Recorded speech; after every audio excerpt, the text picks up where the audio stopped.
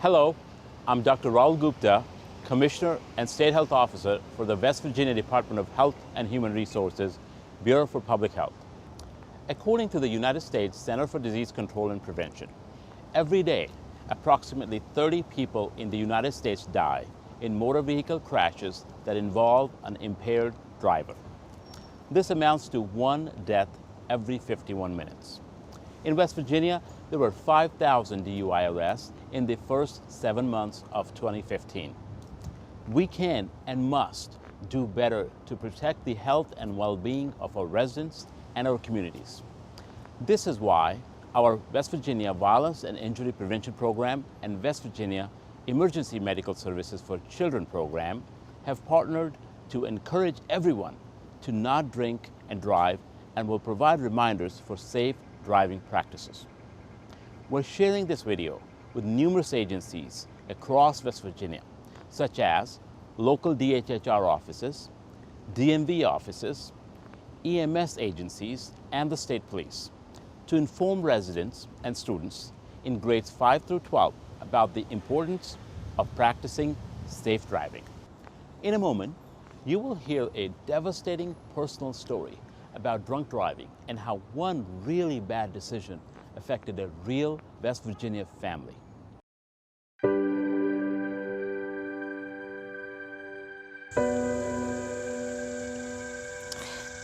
This November, it'll be 4 years. We graduate this year. She won't be there. They'll have an empty seat for her. The best thing about Andrea was her smile and her attitude. She just loved people.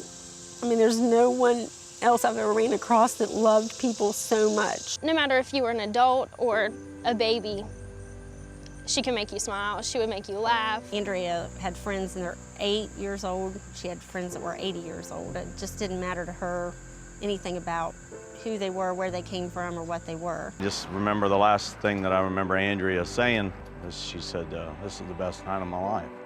She was also a hard worker. Some things didn't come as easily to her, but she was athletic, but she would have to work harder at things, and she didn't think twice about it. She just knew it was her job to do it, and she got it done. That's what hurts the most, is one person's mistake took my best friend from her entire life. And when you hear the news, you don't really hear the news. You already know. You already feel it. You're already shattered enough that you don't even need to hear it out loud. This is the site of the car wreck. I'll be honest, I don't, almost 4 years and I still have problems driving through here. It was a horrific impact. The debris field was very large. Vehicles were scattered about. So he come at me and hit us head on, just about dead square of the car. And unfortunately, when we got on the scene where Andrea was, there was absolutely nothing we could do for her. I remember this one very vividly. The young lady with no idea that that was going to be the end of her young life there today. And as a dad and a grandfather, you think about stuff like that. Both girls were in seat belts. Dad was in a seat belt, driving carefully. He did nothing wrong. Unfortunately, there was an impaired driver on the road, and that was the one who did something wrong. It only takes one split second to affect, everybody, more than one person's lives, families, a whole town. It affected our whole town when it happened. How could someone be so selfish into thinking, oh, I just have to get somewhere, whenever I'm completely intoxicated? Sadly, we live in a narcissistic society that it's all about us and all about self.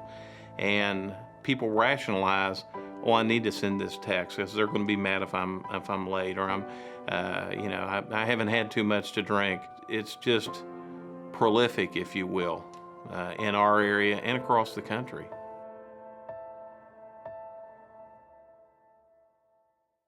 Today, we're a in-touch and connected society. Everybody has a smartphone. We can be running lights and sirens to a call and be behind someone that we cannot get them to get out of our way. And once they do realize we're back there and they pull off to the side, we go by and we see them with a cell phone in their hand. The biggest distractor is cell phone use. Talking on the cell phone, texting on a cell phone. They're both primary offenses in West Virginia. You can't do either while driving a vehicle, but there's other things, talking to people inside the vehicle, changing your CD player, changing your radio station, anything that takes your eyes off the road is distracted driving. You can drive down the road and you see people putting makeup on their way to work.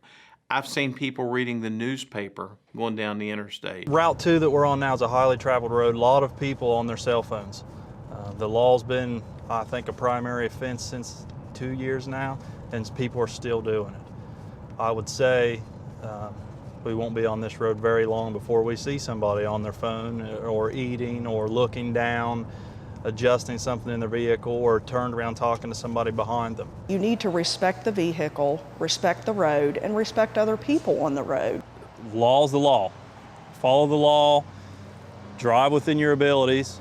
There's speed limits on roads for a reason. Follow the speed limits and you'll get to where you're going. Leave earlier. If you're in that big of a hurry, leave earlier.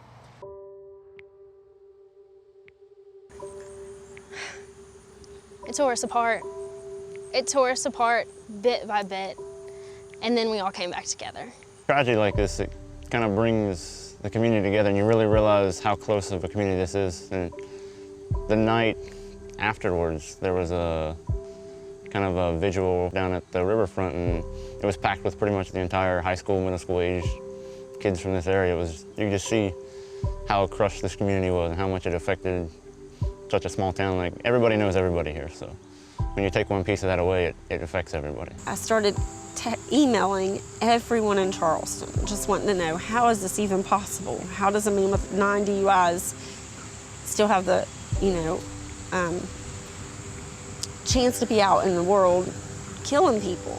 June 16th of 2015, Andrea and Willie's Law was passed and was put into effect.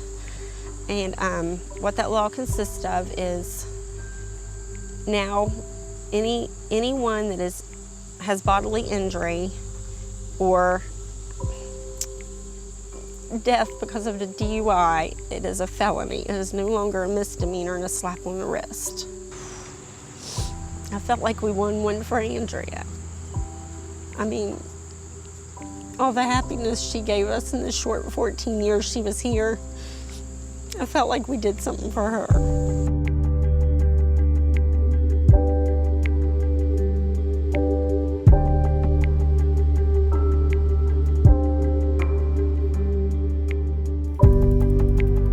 Well, my hopes is that they remember her smile and her personality. I don't always want her to be remembered by the little girl who got killed by a drunk driver, because that takes away from her life.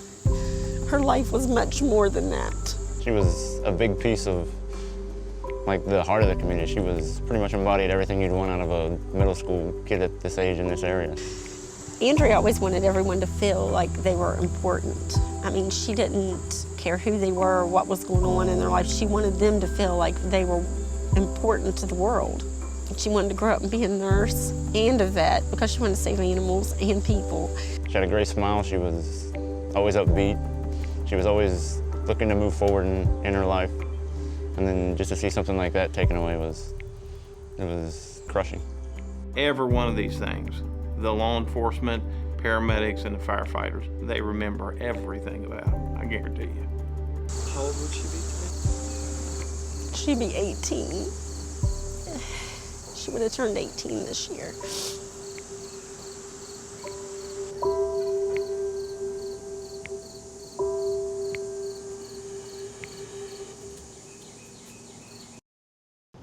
It's clear to see the emotional impact that occurs when bad decisions are made behind the wheel of an automobile.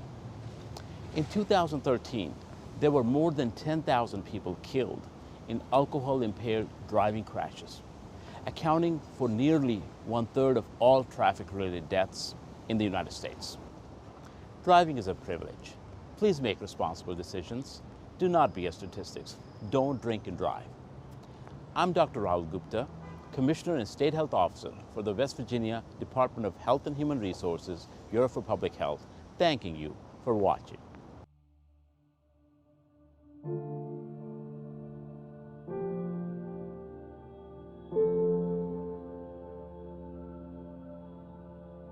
you.